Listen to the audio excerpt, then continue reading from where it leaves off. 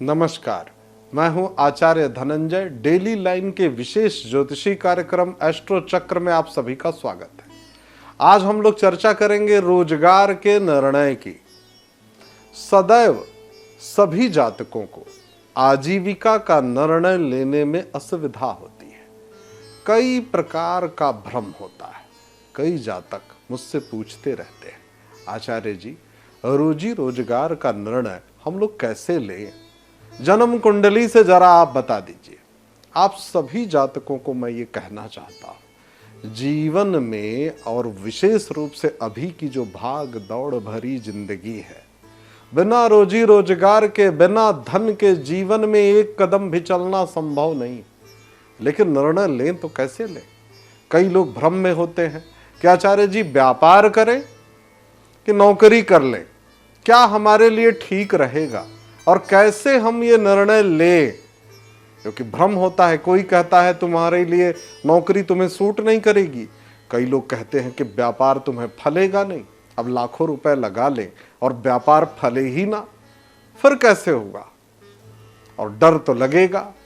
आरंभ बहुत बड़ी चुनौती होती है। ज्योतिष शास्त्र कहता है कि आजीविका का कोई भी निर्णय लीजिए तो जन्म कुंडली के 10वें भाव का गहन अध्ययन कर लीजिए। देखिए, आरंभ बहुत महत्वपूर्ण है। जन्म कुंडली में दशमेश की स्थिति के अनुसार निर्णय लेना चाहिए।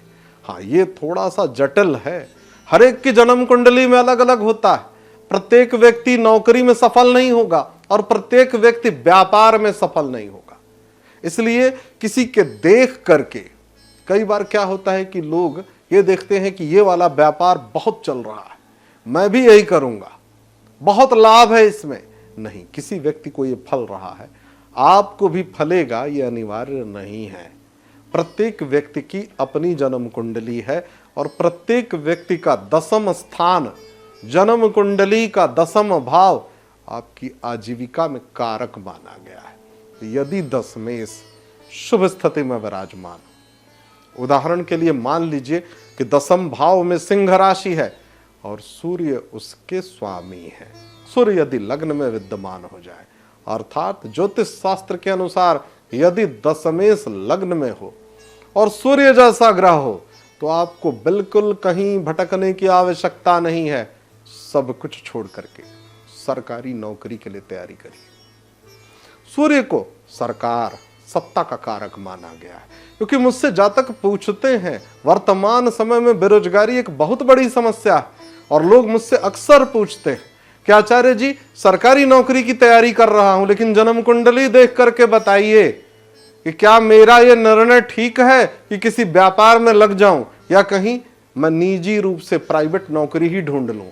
ऐसा तो नहीं होगा कि मैं 2-4 साल 5 साल कठोर परिश्रम करूं और मेरी नौकरी ही ना लगे, फिर मेरा यह निर्णय गलत हो जाए कि तुमने कैसे निर्णय ले लिया था, नौकरी तो तुम्हारी लगी नहीं और अब व्यापार करने के लायक भी नहीं बचे, सारा पैसा कोचिंग में, कंपटीशन की तैयारी में बर्बाद हो गया।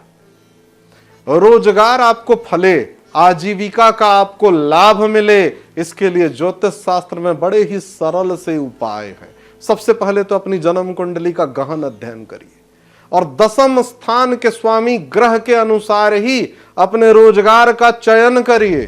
हाँ, यदि आजीविका में कोई विघ्न बाधा है, कोई समस्या है, तो उसके उपाय भी बड़े सरल से हैं। आपको करना क्या है?